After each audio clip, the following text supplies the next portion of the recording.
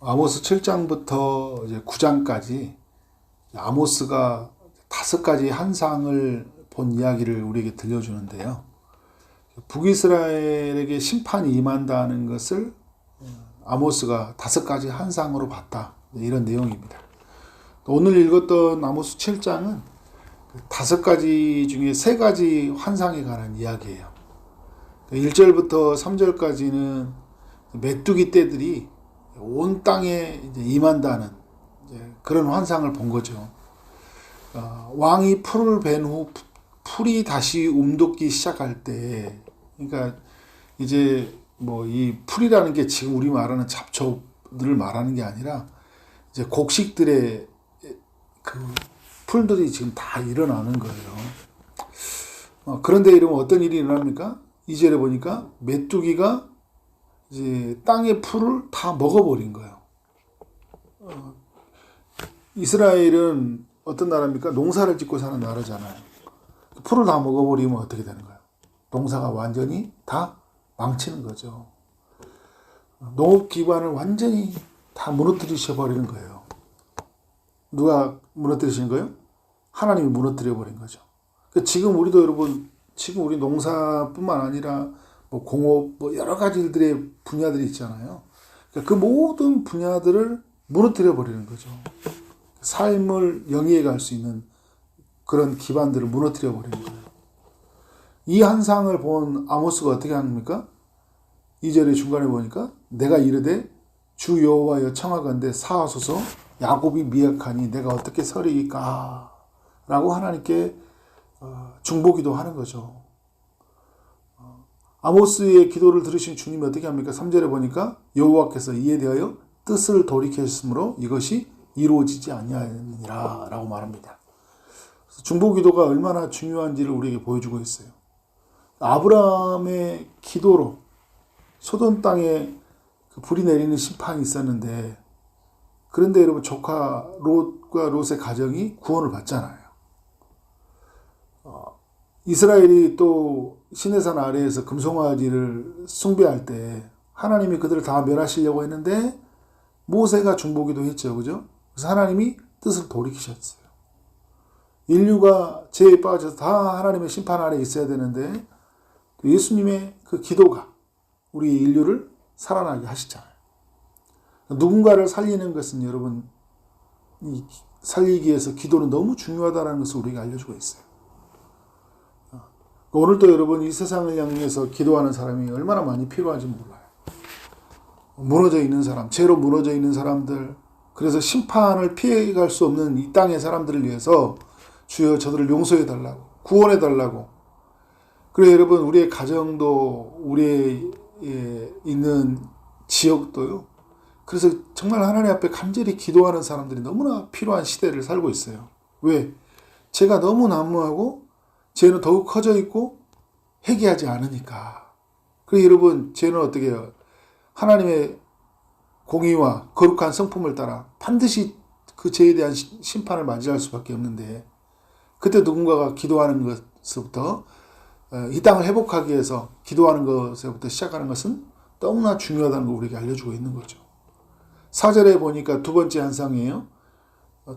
하나님이 또 보여주는 게 뭐냐면 불로 징벌하게 하시니 불이 큰 바다를 삼키고 육지까지 먹으려 하는지라. 메뚜기 때보다 더 강력한 심판이 오는 게 뭐냐면 바다를 삼키죠. 바다의 생태계를 다 무너뜨려 버리는 거예요. 어업으로 생계를 유지하는 사람들을 다 이제 무너지겠죠. 육지까지 다 불태우겠다라고 말씀을 하고 있어요. 강력하죠. 왜 이런 심판이 생기는 겁니까? 여러분, 죄를 멈추지 않기 때문에.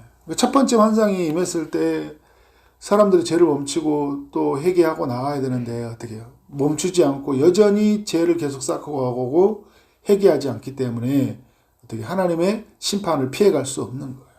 그때 또 아모스가 어떻게 합니까?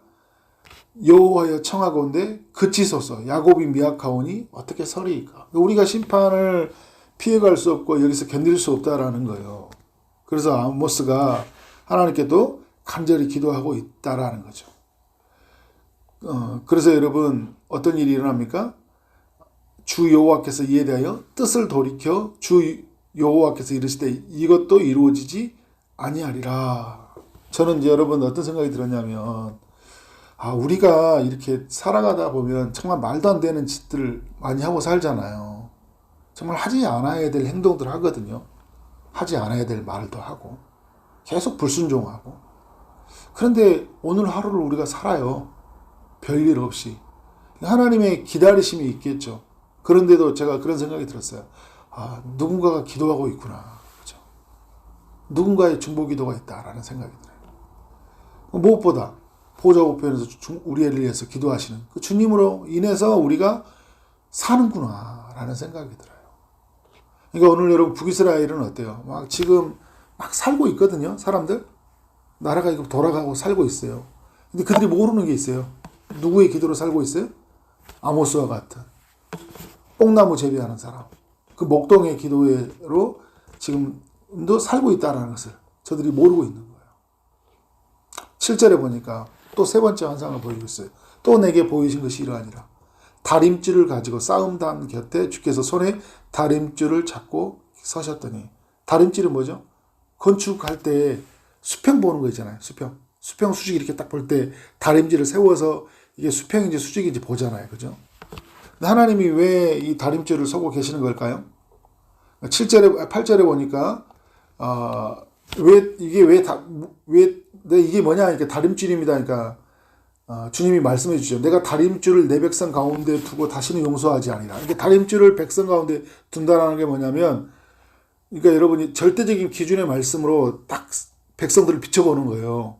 주님이 이 땅을 심판한다고 할 때 그냥 심판하는 게 아니라 하나님 주신 말씀에 하셨잖아요. 먼저 이렇게 살아라, 이렇게 살면 안 된다, 이렇게 살면 복 주고 이렇게 살면 심판한다라는 말씀이 어떻게 해요? 창세기로부터 계속적으로 주신 말씀이잖아요. 무엇보다 신명기에서 더 강력하게 주셨던 말씀이죠.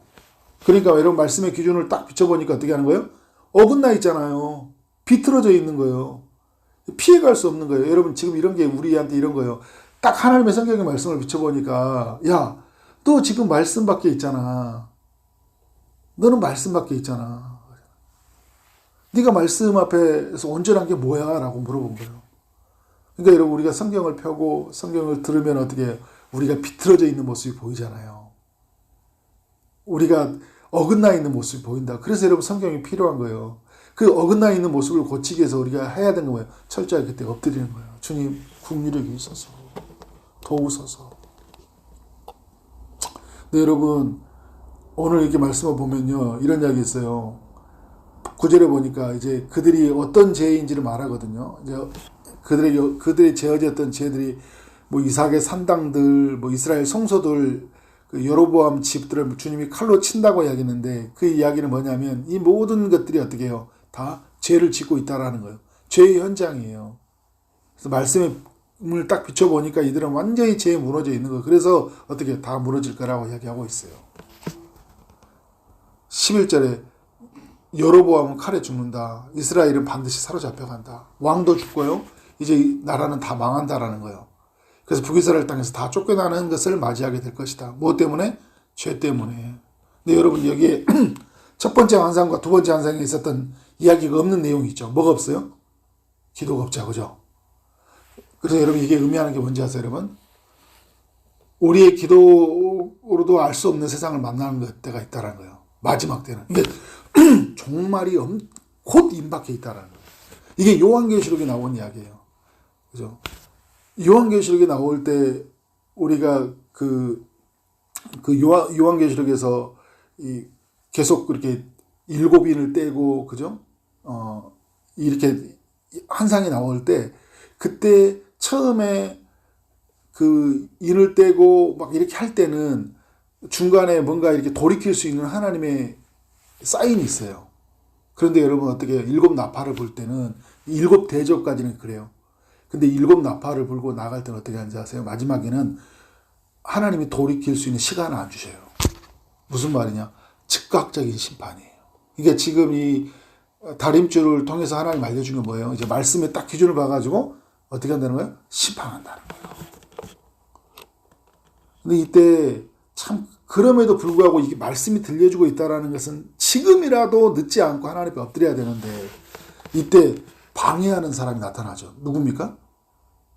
가장 하나님 앞에 서야 될 사람인데 그렇게 서지 못하는 그런 10절에 보니까 이런 때에 베델의 제사장 아마샤가 이스라엘 왕 여로보암에게 보내어 이르되 이스라엘 족속 중에 아모스가 왕을 모반하니 이 모든 말을 이 땅이 견딜 수 없나이다. 아모스를 고발해요. 그러니까 11절에 보면 여로보암 칼에 죽겠고 이스라엘은 반드시 사로잡혀간다는 말을 이 제사장 아마샤가 이 아모스를 고발하고 있는 거예요. 말씀을 맡고 있는 거죠. 말씀을 하지 못하도록 가장 그 중간에서 역할을 해야 할 제사장이 말씀을 전해지도록 해야 되는 사람이 어떻게 말씀을 전해지도록 맡고 있는 거예요. 그러니까 여러분 심판의 소식, 회개의 소식을 들어야 되는데 그런 소식을 감추고 어떤 소식만 듣게 하는 거예요? 좋은 소식, 희망의 소식, 이런 소식만 듣게 하는 거예요. 이건 하나님으로부터 오지 않는 것, 무엇보다. 길을 사람들에게 닫아버리고, 그리고 어떻게 아모스의 입을 어떻게 막아버리는 거예요. 근데 이 아모스가 하나님의 말씀에 부름받은 사람인데 그럴 수 있나요, 여러분? 나는 선지자도 아니고 14절 보니까 선지자의 아들도 아니다. 나는 목자요, 뽕나무를 재배하는 자다. 그러니까 나는 선지자 아니다라는 게 아니라 나는 정말 미약하다라고 이야기하고 있어요. 왜냐하면 15절에 하나님이 그에게 예언하라고 말씀을 주셨잖아요. 그러니까 예언하라고 말씀을 주셨으니까 선지자로 부름을 받은 거잖아요. 그래서 미약한 나를 통해서 하나님의 뜻을 전달하고 있는 거예요. 그러면 어떻게 해야 돼요? 하나님의 말씀이 그 아모스를 세워서 말씀을 전한 사람, 이 사람은 지금 남유다 사람이거든요. 그래서 이제 그 아마샤는 그냥 너희 집 가서 가라. 너 전하려면 남유다 가서 전해. 왜 우리 북이스라엘 와서 왜 지랄이야? 막 이러는 거잖아요. 이렇게 막 우리한테 그런 소리 하고 있어. 그냥 가. 그러는 게 아니야. 왜요? 하나님 말씀을 전하는 사람을 부름 받았으니까 어디에서 누구든지 간에 전해야 되잖아요. 그러면서 여러분 17절에 그 아마샤의 집에 대한 심판의 경고를 해주고 있어요. 여러분 지금까지는 민족적인 심판에 대한 경고죠. 이제 뭐 어떤 경고하고 있어요? 17절은 개인적인 경고를 하고 있는 거예요. 그래서 여러분 인류의 종말은요 개인의 종말이면서 그러면서 사회의 종말, 그 나라의 종말, 인류의 종말이에요. 그러니까 이게 나의 이야기인 거예요. 또 우리의 이야기라는 거예요. 너의 자녀들은 어떻게 해요? 내 아내는 창녀가 되고 자녀들은 칼에 엎드려진다. 너의 땅은 측량하여 나누어질 것이다.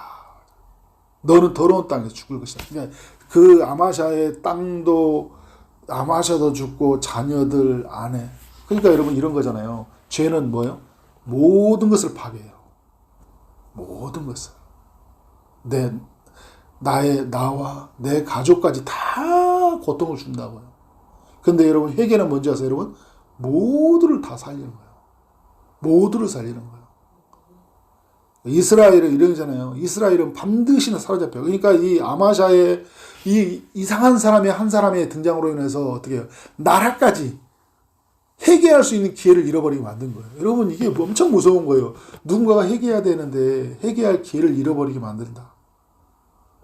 저도 이렇게 목사로서 어떨 때는 죄에 대해서 책망해야 되는데 그 사람을 진짜 사는 길인데 그죠? 그렇지 못할 때가 얼마나 많이 있는지 몰라요. 저도 뭐 하나님 앞에서 온전치 못하는 모습들이 많이 있고 그렇게 우리가 여러분 살아가는 동안에 수많은 사람들이 하나님의 준엄한 심판을 피해갈 수 없잖아요. 그죠? 그 심판을 막을 때는 누군가가 말씀을 전하는 사람이 있어야 되고 누군가는 중보기도 하는 사람이 있어야 된다. 그리고 우리가 북이스라엘 편을 생각한다면 우리에게 어떤 말씀이 들려올 때 겸손히 하나님이 내게 내려오너라 말씀하시는 것이고 죄로부터 떠나라는 말씀을 알고 어떻게 해요? 엎드려지는 거예요. 고꾸러지는 거예요. 철저한 회개를 이루는 거예요. 철저한 회개. 그래서 계속해서 이야기하잖아요. 계속해서. 왜 이렇게 계속 이야기할까요? 아모스 한두 장이면 끝날 것 같은데, 그죠? 계속 우리의 여러 죄면을 다각도로 우리를 보여주고 있는 거예요. 너희 이런 죄를 짓고 있잖아. 너희 죄의 값은 이런 값을 치르게 돼 있어. 다양한 모습으로 전해주고 있는 거예요. 그래서 하나님 원하신 거예요. 돌이키라는 거예요. 돌이키라는 거예요. 이런 주의 음성을 듣는 여러분의 삶이 되어지기를 주의 이름으로 축원합니다. 아멘. 기도하겠습니다. 하나님 감사합니다. 아모스 7장을 통해 우리 모두에게 교훈하시니 감사합니다.